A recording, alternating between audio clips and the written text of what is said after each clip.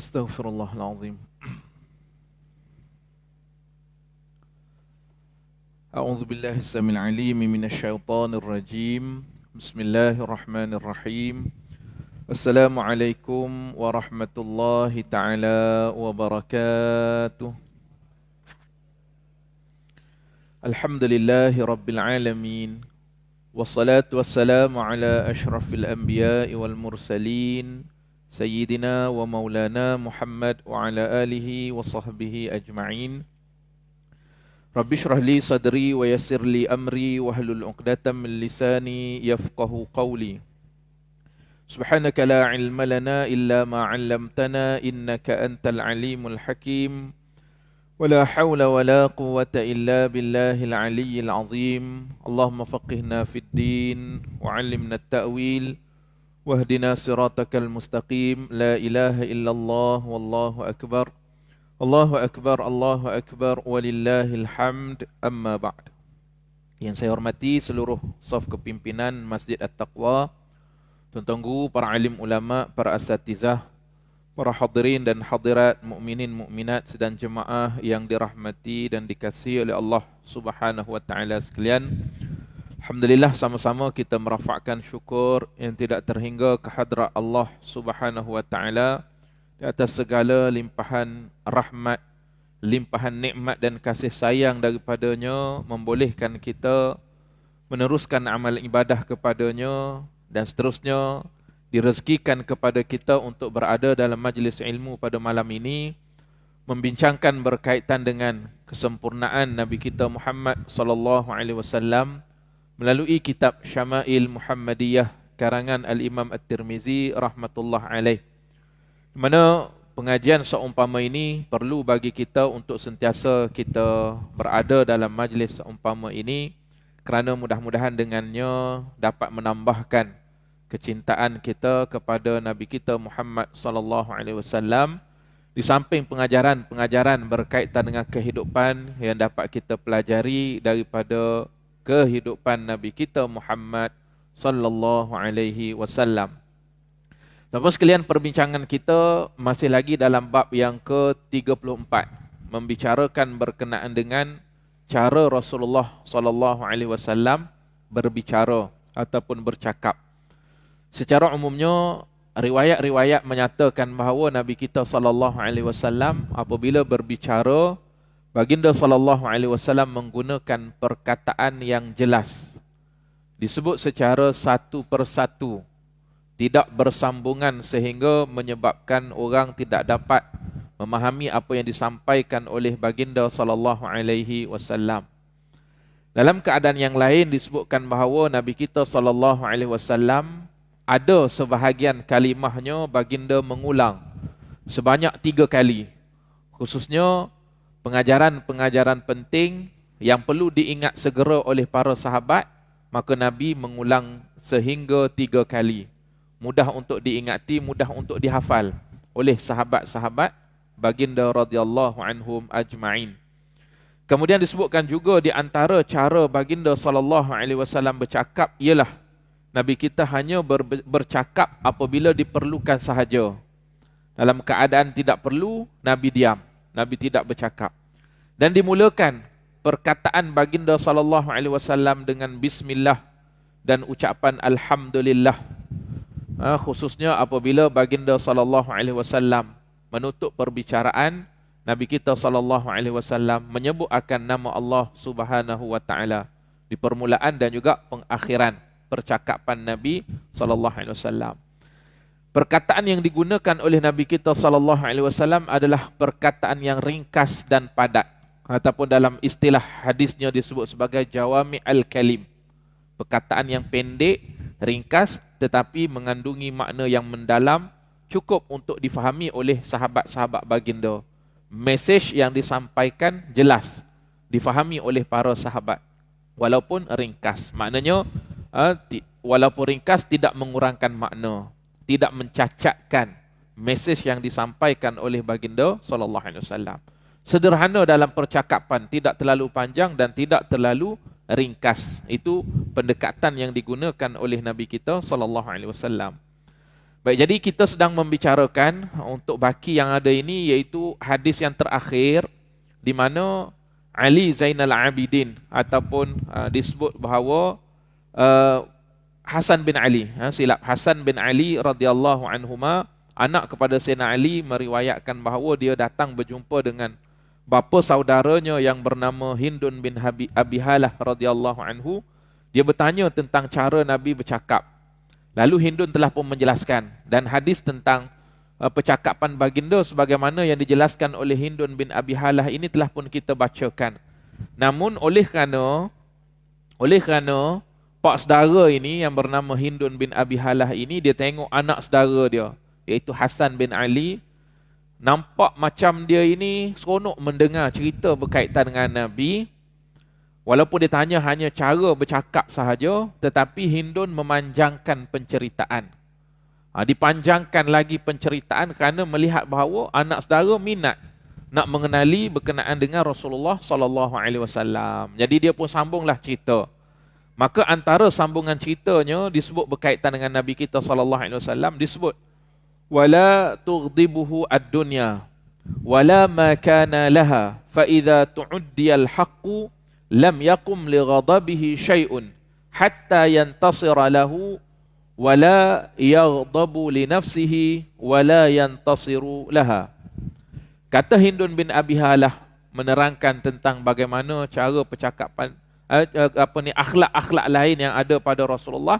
Kata dia, baginda tidak pernah marah disebabkan urusan dunia dan segala hal yang bertujuan dunia. Benda-benda dunia kalau ada kekhilafan, kesilapan daripada orang lain, Nabi tidak memarahi mereka. Kerana urusan dunia tidak menjadi kepentingan untuk difokuskan oleh Nabi kita Muhammad sallallahu alaihi wasallam. Samalah dengan sebahagian hadis yang menerangkan bahawa Rasulullah, kalau sekiranya perbuatan jahat dilakukan kepada diri baginda yang tidak ada berkait dengan soal agama Allah, maka baginda sallallahu alaihi wasallam tidak mengambil kisah berkaitan dengan benda tersebut. Nabi tidak membalas dendam. Tetapi apabila diganggu hukum hakam, diganggu ketetapan Allah, agama Allah, barulah pada ketika itu Nabi kita sallallahu alaihi wasallam membalas, mengambil tindakan yang sewajarnya bagi si pelaku. Ini sebagaimana yang diriwayatkan oleh Aisyah radhiyallahu anha di dalam hadis riwayat Imam Bukhari menjelaskan sedemikian. Jadi lebih kurang dengan maksud yang dijelaskan oleh Hindun bin Abi Halah ini. Baik. Seterusnya, kata dia lagi, namun jikalau kebenaran dilanggar, tidak ada satu pun yang dapat menghalang kemarahan baginda sehingga kebenaran itu dapat ditegakkan semula. Sekali orang langgar prinsip keadilan, bila mana ada berlaku kezaliman, bila mana ada orang meletakkan sesuatu perkara di tempat yang tidak betul, maka Nabi tidak akan berdiam diri. Kerana kebenaran mesti ditegakkan, keadilan mesti ditegakkan. Maka Nabi kita sallallahu alaihi wasallam barulah akan bertindak. Kalau benda-benda yang tidak penting, Nabi tidak ambil tindakan. Benda penting, benda yang ganggu kacau hak orang lain, melanggar hukum-hukum Allah Ta'ala, pada ketika itu Nabi tidak mendiamkan diri. Bermakna di sini tuan-puan sekalian, kita pun boleh belajarlah. Ada benda yang perlu kita diamkan, tak perlu kita ambil kisah. Contoh dalam riwayat hadis yang lain Nabi menyebut. Riwayat Imam Tirmizi antaranya, baginda menjelaskan, min husni islamil mar'i tarkuhu ma la ya'nihi. Di antara keelokan Islam seseorang adalah meninggalkan perkara yang tidak penting baginya. Ada benda yang tidak mustahak bagi kita, maka kita tinggalkan, tak perlu kita ambil kisah.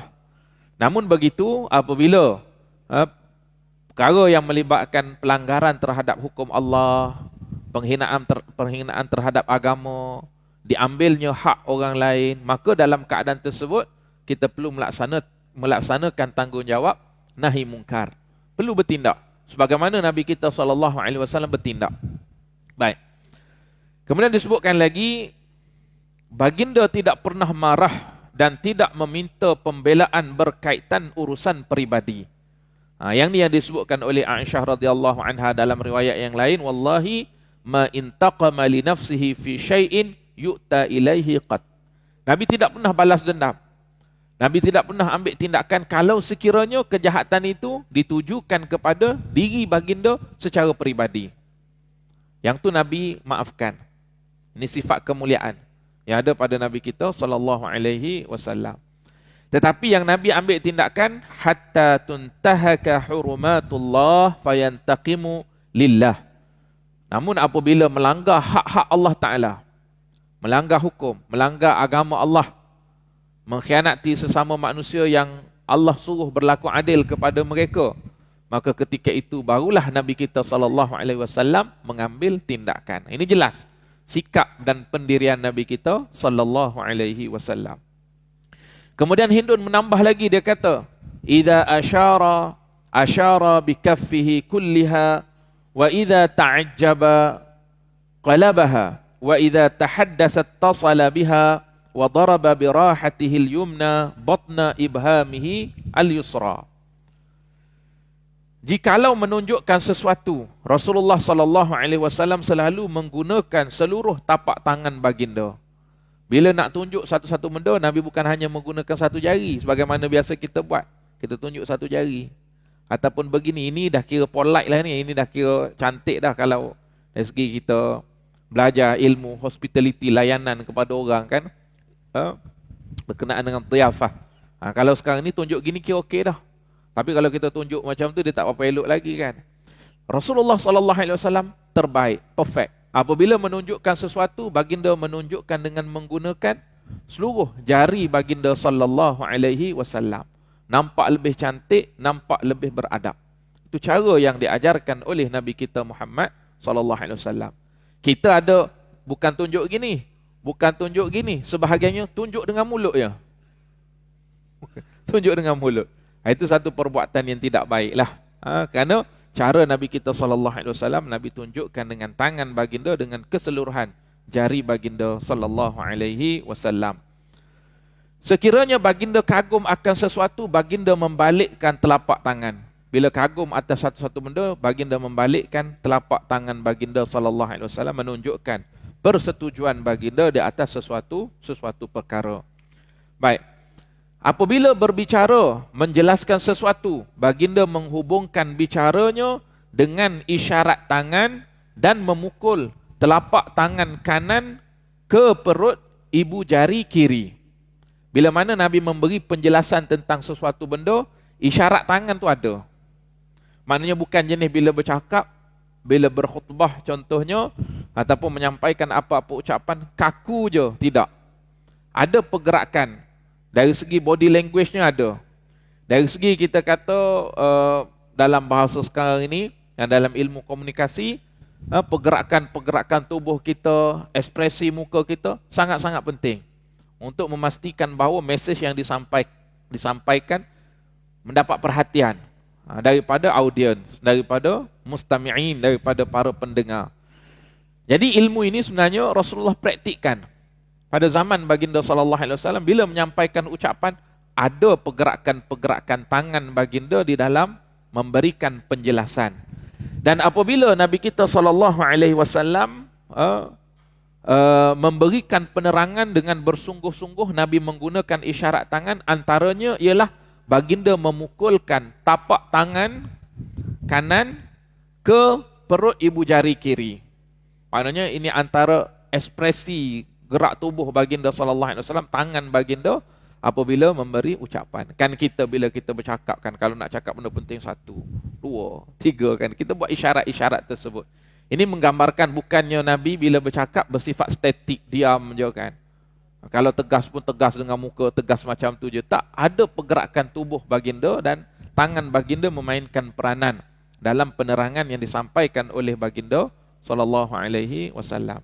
Ini salah satu seni komunikasi yang ada pada diri baginda sallallahu alaihi wasallam. Baik. Wa idza ghadiba a'rada wa ashaha wa idza fariha ghadda tarfahu jullu dhahikihi at-tabassum yaftarru an mithli habbil ghamami.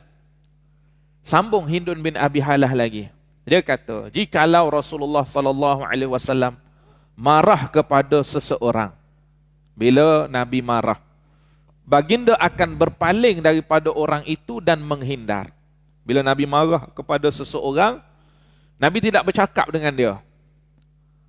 Nabi palingkan muka dan Nabi pergi, berlalu, tinggalkan dia. Sebab apa? Kalau sekiranya bercakap, ini memungkinkan berlaku kekasaran dalam kata-kata.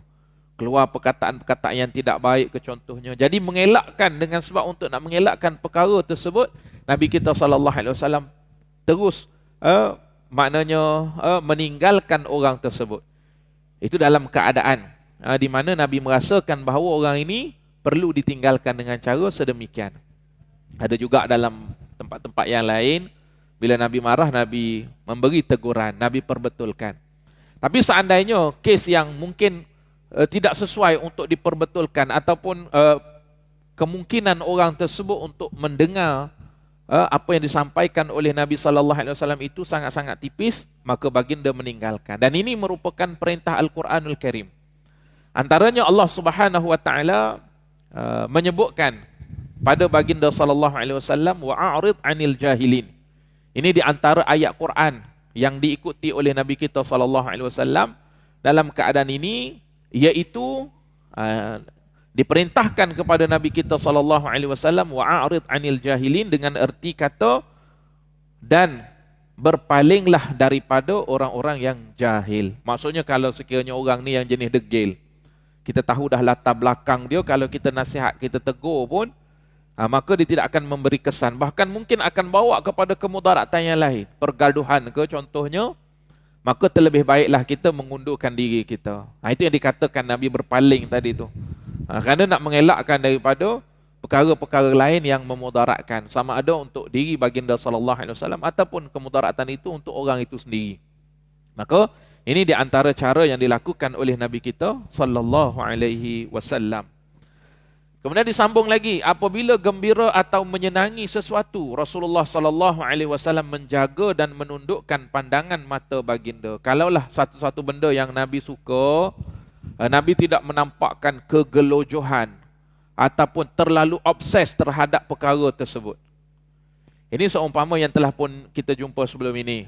Kalau Nabi suka kepada sesuatu makanan, Nabi tidak akan berlebih-lebihan memuji-muji makanan tersebut, kerana dibimbangi nanti orang nampak Rasulullah sangat berkehendak kepada benda tersebut. Jadi dia bawa kepada benda-benda yang lain yang negatif. Jadi sebab itu Nabi kita SAW bila suka satu-satu benda, Nabi tidak menampakkan kesungguhan baginda untuk mendapatkan perkara yang disukai oleh baginda SAW. Maknanya berpada-pada.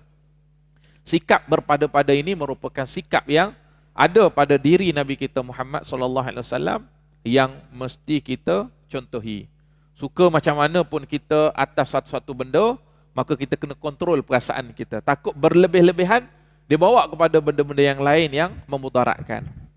Biasanya kalau terlalu suka, dia berkesudahan dengan duka. Kan? Terlalu seronok, dia akan berkesudahan dengan kesedihan. Maka berpada-pada. Itu cara Nabi kita Muhammad SAW. Bersederhana dalam pelbagai keadaan. Kemudian disebut lagi, kebanyakan tawa baginda adalah senyuman. Yakni mulutnya tidak dibuka luas. Nabi kita apabila seronok, kan, apabila gembira, Nabi ketawa juga. Tapi had maksimum ketawa baginda SAW pada kebanyakan keadaannya adalah senyum sahaja. Ada satu lagi tahap yang lebih sikit daripada senyum. Nanti akan dibincangkan dalam bab yang seterusnya. Bab yang ke-35, cerita berkaitan dengan cara Rasulullah ketawa. Itu dia akan fokuskan dalam bab yang akan datang. Cuma di sini disebut secara sepintas lalu. Baik. Jadi Nabi ketawa baginda sebenarnya adalah senyuman sahaja, bukannya ketawa berdekah-dekah. Bukannya ketawa secara terbahak-bahak sehingga mengalirkan air mata. Setengah orang seronok sangat kan, mengalir air mata. Bahkan ada kalanya terlalu seronok, ketawa berdekah-dekah, terbahak-bahak, melompat-lompat pula tu kan, berguling-guling, tekan perut kan, sampai tahap itu kadang-kalanya. Ini bercanggah lah, bercanggah dengan perbuatan Nabi kita Muhammad SAW. Apabila baginda tertawa, terlihat giginya seumpama butiran mutiara dan titisan embun. Paling maksimum, Nabi ketawa, Nabi bukakan mulut agak luas berbanding dengan biasa. Dan menampakkan gigi geraham baginda sallallahu alaihi wasallam. Itu had yang paling maksimum. Suara tidak mengeluarkan suara yang terbahak-bahak, suara yang berdekah-dekah. Tapi Nabi, bahasa kita ni macam sengih lah kan. Ketawa dengan maksud sengih lah. Buka mulut dengan agak luas, itu yang had yang paling maksimum, jarang-jarang sahaja. Ghalibnya, senyuman itu merupakan ketawa Rasulullah sallallahu alaihi wasallam. Bila Nabi buka mulut, dalam keadaan terlalu seronok, dan biasanya keseronokan ini kata ulama hanya dalam bab berkaitan dengan akhirat. Nanti kita tengok dalam syarah terhadap hadis-hadis yang akan datang berkaitan dengan cara ketawa Rasulullah. Yang disebut Nabi ketawa sehingga menampakkan gigi geraham. Ada ulama kata geraham bawah, ada yang kata kedua-duanya, bawah dan juga atas. Itu merujuk kepada Nabi ketawa apabila dalam bab perbincangan berkaitan dengan hal ehwal akhirat. Maknanya yang Nabi seronok, sangat-sangat seronok bila mana kegembiraan yang berkait dengan kegembiraan akhirat.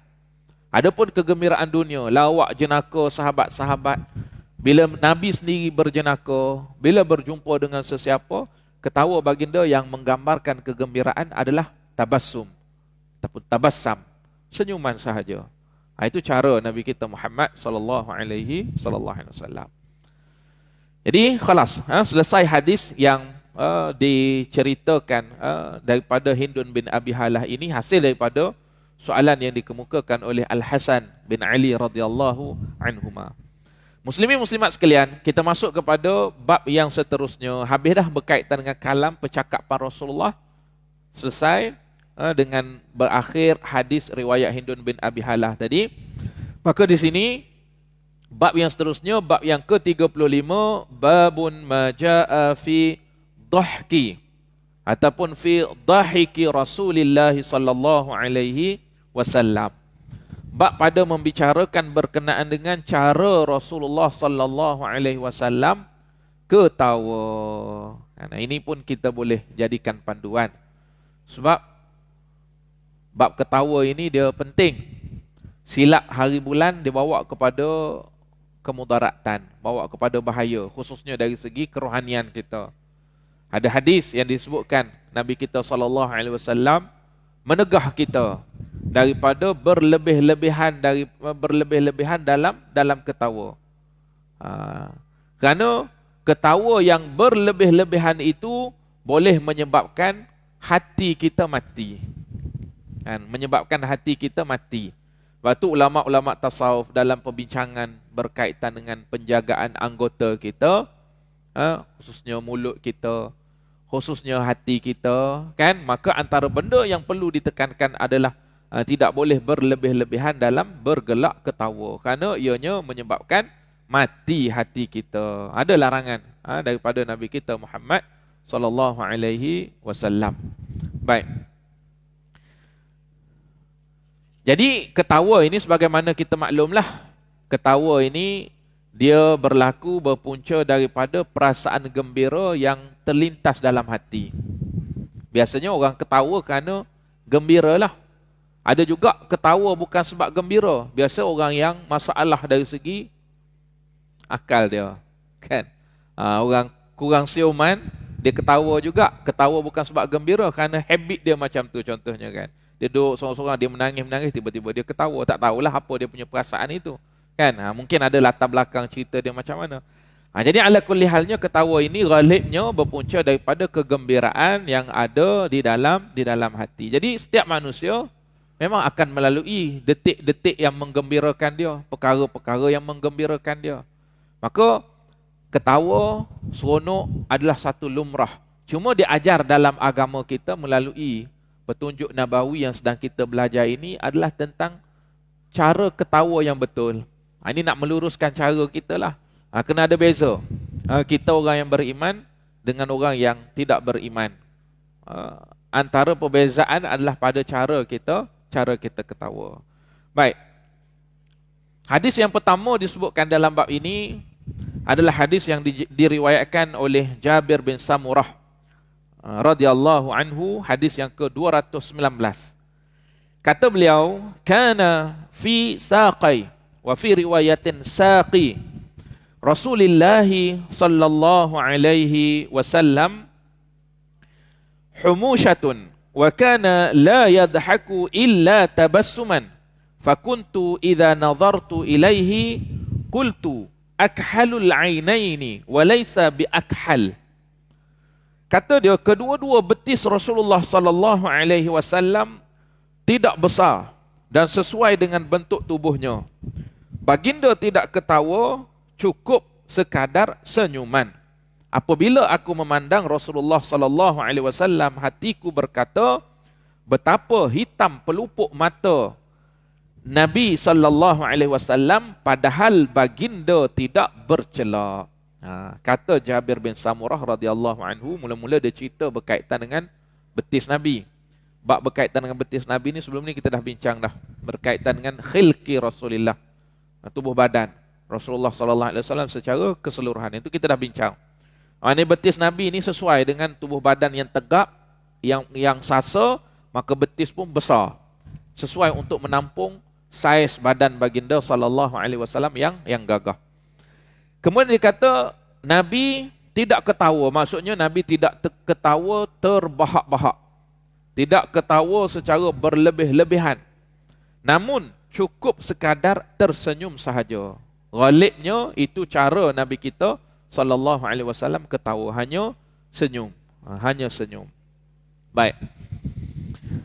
Kemudian kata dia lagi, apabila dia pandang Rasulullah, dia menampak kelopak mata Rasulullah sallallahu alaihi wasallam hitam, seakan-akan bercelak.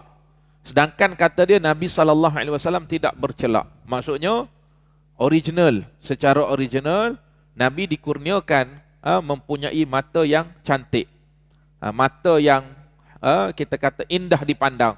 Walaupun Nabi sallallahu alaihi wasallam tidak bercelak. Nabi bercelak hanya pada waktu malam bila untuk tidur sahaja. Sebagaimana yang telah pun kita bincangkan sebelum ini dalam bab kuhul, dalam bab celak Rasulullah sallallahu alaihi wasallam.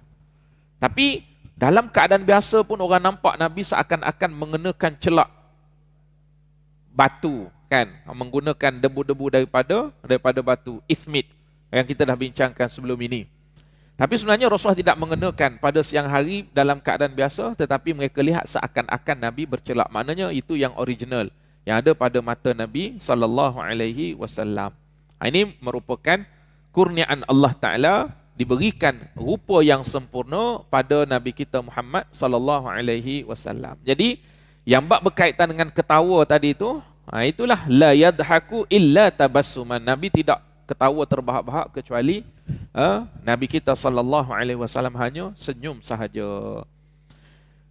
Hanya apabila dalam keadaan terlalu seronok, ada juga Nabi ketawa. Ini dalam kes yang nadir, dalam kes yang rare lah, jarang-jarang sekali berlaku, di mana Nabi ketawa sehingga menampakkan nawajis, menampakkan geraham Rasulullah sallallahu alaihi wasallam. Nanti kita akan jumpa hadis berkaitan dengan perkara ini. Baik.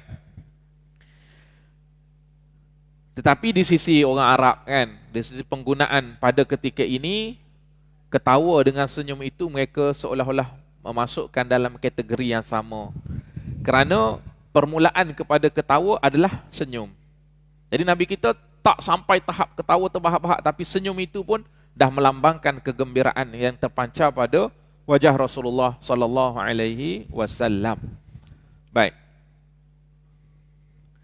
Kemudian hadis yang ke-220, Abdullah bin Al-Haris bin Jas berkata, "Ma ra'aitu ahadan aktsara tabassuman min Rasulillah sallallahu alaihi wasallam." Kata Abdullah, dia kata, aku tidak pernah melihat seseorang yang tersenyum lebih banyak daripada Rasulullah sallallahu alaihi wasallam. Nabi kita sallallahu alaihi wasallam banyak senyum. Bila berjumpa dengan orang, Nabi akan senyum. Walaupun banyak beban perasaan yang ditanggung oleh Nabi sallallahu alaihi wasallam. Sebelum ini kita dah jumpa disebut bahawa Nabi kita sallallahu alaihi wasallam mutawasil al-ahzan. Banyak juga kedukaan yang ditanggung oleh Nabi sallallahu alaihi wasallam, kesedihan Nabi tanggung. Khususnya memikirkan berkaitan dengan umat, khususnya apabila bermunajat kepada Allah Ta'ala. Hati Nabi sallallahu alaihi wasallam sentiasa merasakan kehadiran Allah Ta'ala, kebesaran Allah Ta'ala. Maka sebab itulah Nabi dalam keadaan sentiasa sedih, dalam keadaan menanggung beban perasaan. Tapi bila berjumpa dengan sahabat-sahabat, bila mana Nabi kita sallallahu alaihi wasallam berinteraksi dengan orang lain, maka Nabi sallallahu alaihi wasallam sembunyikan perasaan sedih, dan Nabi sembunyikan perasaan baginda sallallahu alaihi wasallam tersebut. Kerana apa? Kerana nak memastikan orang yang berinteraksi dengan baginda mendapat keseronokan. Itu cara Nabi kita sallallahu alaihi wasallam, sebagaimana disebutkan oleh ulama-ulama kita di dalam menghuraikan hadis ini. Maka pengajaran untuk kita kadang-kala ada juga perasaan sedih kita. Tapi bila kita nak berurusan dengan anak-anak kita contohnya, kan, berurusan dengan orang, kita sembunyikan seketika kesedihan kita tersebut. Kenapa? Kerana kita nak memastikan orang yang berurusan dengan kita itu tidak terkesan, tidak terbawa-bawa dengan apa yang sedang kita alami. Ini kehebatan Rasulullah dalam mengurus perasaan baginda supaya tidak menjejaskan orang lain dalam interaksi baginda sallallahu alaihi wasallam dengan mereka. Dan ini yang banyak diajar, diingatkan oleh pakar-pakar motivasi kita contohnya, kan. Kita di pejabat kita banyak beban-beban yang kita tanggung, contohnya kesibukan, pening kita dengan urusan-urusan pejabat. Bila balik rumah, seakan-akan kita tinggalkan segala beban-beban tersebut di pejabat, kita kunci, kita balik rumah, kita seakan-akan menjadi orang yang baharu. Bila berinteraksi dengan isteri kita, dengan anak kita, bagi orang perempuan dengan suami, kan, contohnya. Ini di antara yang boleh kita jadikan sebagai sandaran. Rasulullah bukan sentiasa dalam keadaan gembira. Ada juga perkara yang menyebabkan Rasulullah berfikir, menyebabkan Rasulullah sallallahu alaihi wasallam menanggung beban perasaan. Tetapi Nabi kita sallallahu alaihi wasallam bila berhadapan dengan orang lain, Nabi sembunyikan seketika perasaan tersebut, dan apa yang Nabi tonjolkan adalah senyum. Nabi sentiasa dalam keadaan senyum. Ini diperakukan oleh sahabat-sahabat pada ketika ini. Baik. Kemudian disebutkan seterusnya dalam hadis yang ke-221. Abdullah bin Al-Harith berkata, "Ma kana dhahiku Rasulillah sallallahu alaihi wasallam illa tabassuman." Tawa Rasulullah sallallahu alaihi wasallam hanyalah senyuman. Ini hadis yang berulang sebagaimana yang sebelumnya, namun perawinya adalah berlainan. Maksudnya semua sahabatlah, siapa sahaja yang bila menceritakan tentang Rasulullah bab senyum ni, bab ketawa ni, maka mereka kata secara konsisten itulah sikap sebenar Nabi kita Muhammad sallallahu alaihi wasallam, bukan dibuat-buat. Tapi itu adalah sikap yang sebenar yang ada pada Nabi sallallahu alaihi wasallam. Kita bagi laluan kepada azan, insya-Allah. Nanti kita sambung selepas azan, insya-Allah.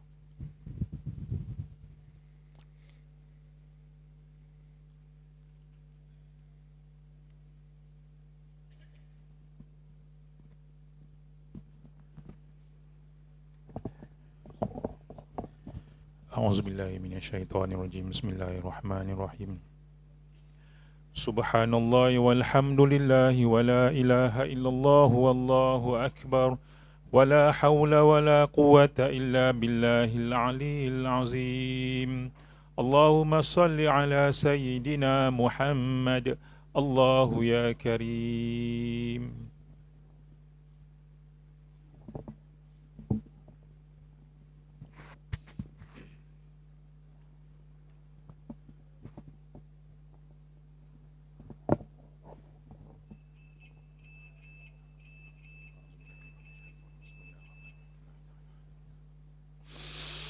Allahu Akbar, Allahu Akbar. Allahu Akbar, Allahu Akbar. Allahu Akbar, Allahu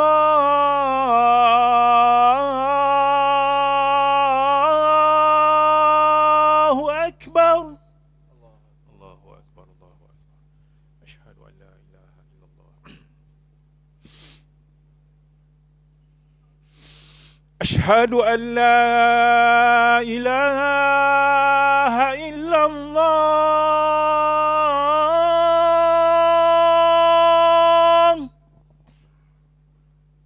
أشهد أن لا إله إلا الله. أشهد أن لا إله إلا الله.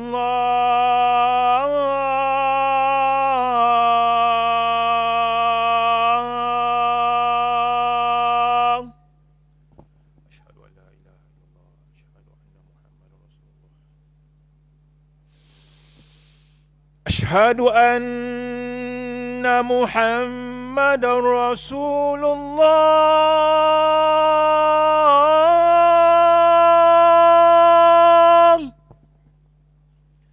أشهد أن محمد رسول الله.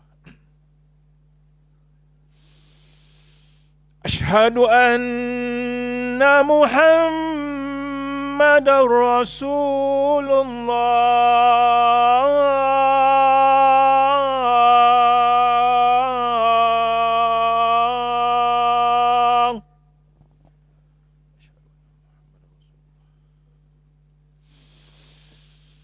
حي على الصلاة.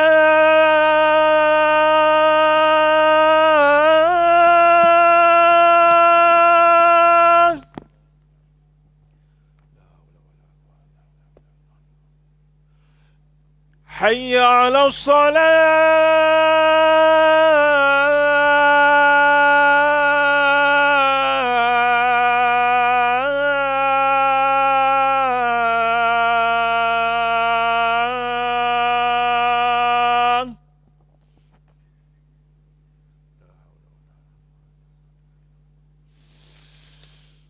حي على الفلاح.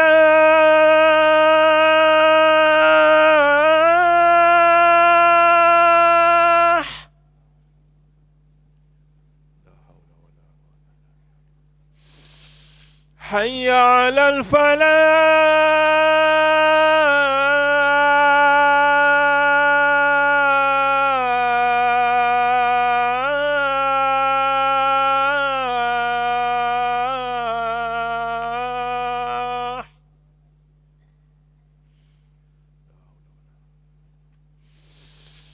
الله أكبر الله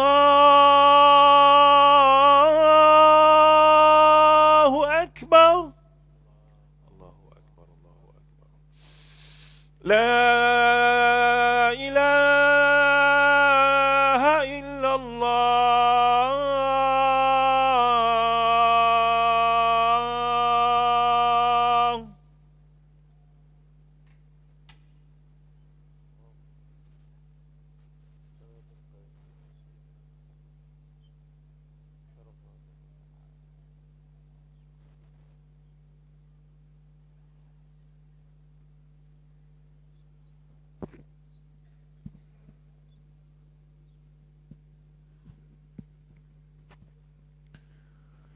Allahumma salli ala Sayyidina Muhammad wa ala alihi wa sahbihi wa baraka wa sallam. Muslimin muslimat, hadirin hadirat yang dirahmati dan dikasihi oleh Allah Subhanahu wa taala sekalian. Kita ambil satu hadis lagi, iaitu hadis yang ke-222, riwayat daripada Abu Dzar Al-Ghifari radhiyallahu anhu, katanya qala Rasulullah sallallahu alaihi wasallam, inni la a'lamu awwala rajulin yadkhulul jannah wa akhira rajulin yakhruju minan nar, yu'ta birrajuli yawmal qiyamah fayuqalu i'ridu alayhi sighara dhunubihi wa yukhabba'u anhu kibaruha fayuqalu lahu amilta yawma kadha kadha wa kadha wa huwa muqirrun la yunkiru wa huwa mushfiqun min kibariha fayuqalu a'tuhu makana kulli sayyi'atin 'amaliha hasanatan fayaqulu inna li dhunuban ma araha hahuna. Rasulullah sallallahu alaihi wasallam berkata, sesungguhnya aku mengetahui orang yang pertama masuk ke syurga dan orang yang paling akhir keluar dari neraka. Pada hari kiamat nanti, seseorang dipanggil lalu perintah diberikan kepada malaikat, yakni oleh Allah Subhanahu wa taala, tunjukkan kepadanya dosa-dosa kecil yang sudah dia lakukan dan sembunyikan dosa-dosa besar. Orang itu akan ditanya oleh malaikat, pada hari sekian engkau melakukan ini dan ini. Dan orang itu mengakui semuanya, dia tidak memungkirinya. Pada masa yang sama dia juga berasa bimbang dengan dosa-dosa besarnya. Selepas itu perintah yang selanjutnya kepada malaikat diberikan kepada dia pahala. Berikan kepada dia pahala kebaikan bagi menggantikan setiap kesalahan yang dilakukannya. Orang itu berkata, sesungguhnya masih ada lagi dosa-dosaku yang tidak diperlihatkan lagi di sini. Kemudian Abu Dzar berkata, falaqad ra'aitu Rasulullah sallallahu alaihi wasallam dhahika hatta badat nawajidhuhu. Pada masa itu aku melihat Rasulullah sallallahu alaihi wasallam ketawa sehingga ternampak gigi geraham baginda. Hadis ni agak panjang, tapi penting untuk kita memahami dengan baik hadis ini, kerana dalam bab ini sahaja dan juga bab yang seumpama ini sahajalah Rasulullah sallallahu alaihi wasallam ketawa sehingga menampakkan geraham baginda. Dalam bab lain, bab keduniaan, bab gurauan biasa, Nabi ketawa tidak menampakkan geraham. Maknanya had maksimum yang Nabi ketawa dalam perkara-perkara yang seumpama ini sahaja, iaitu berkenaan dengan akhirat. Adakah perkara ini perkara yang melucukan? Ya, dari satu sisi nampak macam lucu, tapi dari segi pengajaran sangat-sangat besar untuk kita. Di mana Nabi menyebut, Nabi tahu, Allah berikan pengetahuan kepada baginda siapa orang pertama masuk syurga dan siapa orang yang terakhir masuk syurga. Setelah mana dikeluarkan daripada neraka Allah Subhanahu wa taala. Baik. Maka ketika ini Nabi sallallahu alaihi wasallam menceritakan tentang lelaki ini yang dikeluarkan daripada neraka kemudian barulah dimasukkan ke dalam syurga, setelah mana dia melalui azab terlebih dahulu dan diampunkan oleh Allah sehingga kan dia mendapat syurga Allah Subhanahu wa taala. Maka pada ketika itu Nabi menyebut bahawa orang ini didatangkan tentang dosa-dosa yang dia lakukan. Wahai fulan bin fulan, adakah kamu buat dosa kamu ini? Dan dosa tersebut dibentangkan dalam bentuk yang sangat-sangat detail. Dibentangkan dalam bentuk yang sangat-sangat detail, satu persatu. Disebut kaza wa kaza, maksudnya tahun bila, bulan berapa, minggu bila, jam berapa, hari apa, diperjelaskan tentang kesalahan yang dilakukan. Maka kata Nabi kita sallallahu alaihi wasallam, orang ni memperakui, ya wahai malaikat, betul semua itu aku lakukan. Tetapi Allah Taala memerintahkan kepada malaikat supaya kesalahan dia tadi dipadamkan, diganti dengan kebaikan. Diganti dengan kebaikan. Maka dalam keadaan tersebutlah dia terkejut. Kerana dosa-dosa kecil yang dibentangkan tersebut telah pun diampunkan oleh Allah Subhanahu wa taala. Sebab apa? Kerana dia telah pun melakukan taubat kepada Allah Subhanahu wa taala, maka dia menjadi ahli syurga. Baik. Ini selari dengan apa yang disebutkan dalam ayat Allah Subhanahu wa taala, illa man taba wa amana wa amila amalan salihan faulaika yubaddilullahu sayyiatihim hasanat. Disebut bahawa ini dalam surah Al-Furqan ayat yang ke-70. Allah menyatakan orang-orang yang berbuat syirik kepada Allah, yang melakukan dosa, di hari akhirat nanti diazab, kekal di dalam neraka Allah Subhanahu wa taala dalam keadaan hina, kecuali ada yang mendapat kelepasan, ada yang mendapat pembebasan daripada sepatutnya jadi ahli neraka, diampunkan oleh Allah dengan sebab apa? Kecuali orang-orang yang bertaubat. Orang yang taubat sepatutnya jadi ahli neraka, dibebaskan daripada menjadi ahli neraka. Orang yang bertaubat dan beriman serta mengerjakan kebajikan, maka kejahatan, dosa-dosa yang mereka buat itu diganti dengan kebaikan. Sebagaimana yang berlaku kepada lelaki ini. Sepatutnya tempat dia dalam neraka, tapi dia diampunkan oleh Allah. Itu dosa-dosa kecil. Pada ketika itu dia masih lagi dalam keadaan ragu-ragu. Dia masih lagi rasa takut. Sebab apa? Kata dia, masih lagi ada dosa-dosa yang belum diperlihatkan kepadaku. Maknanya dosa-dosa besar dia ada lagi yang Allah Ta'ala tidak tunjukkan pada ketika ini. Lalu dengan sebab itulah Nabi kita SAW ketawa. Kenapa Nabi ketawa? Sehingga ketawa ini berada pada tahap yang maksimum. Kan, paling kuatlah ketawa Nabi sehingga menampakkan geraham baginda SAW. Maka kata ulama disebabkan kerana ketakutan lelaki tadi, kebimbangan lelaki tadi kerana dia masih menganggap bahawa dia ni ada dosa. Sedangkan dosa tersebut sebenarnya juga telah pun diampunkan oleh Allah Subhanahu Wa Taala kerana dia telah pun bertaubat. Maka dalam bab ini Nabi ketawa kerana pada baginda SAW seakan-akan luculah, kan, seakan-akan lucu, kan. Nabi teringat ada juga orang yang jenis macam ni, kan, tapi dia bernasib baik. Dia bernasib baik kerana Allah telah pun memberikan keampunan kepadanya, sedangkan dalam keadaan dia tidak tahu. Dia tidak tahu. Mudah-mudahan kita lah di dunia ni, kita ada buat dosa, kita taubat. Kita buat dosa, kita susuli dengan, kita kata, amal kebajikan yang lain. Mudah-mudahan di hari akhirat nanti, kan, mana yang kita buat itu, Allah tunjuk yang ni dah diampunkan. Ini diampunkan sehingga kita mendapat syurga Allah Subhanahu Wa Taala insya-Allah. Maka dalam bab ini yang Nabi kita SAW ketawa yang agak kuat sedikitlah sehingga menampakkan geraham baginda SAW.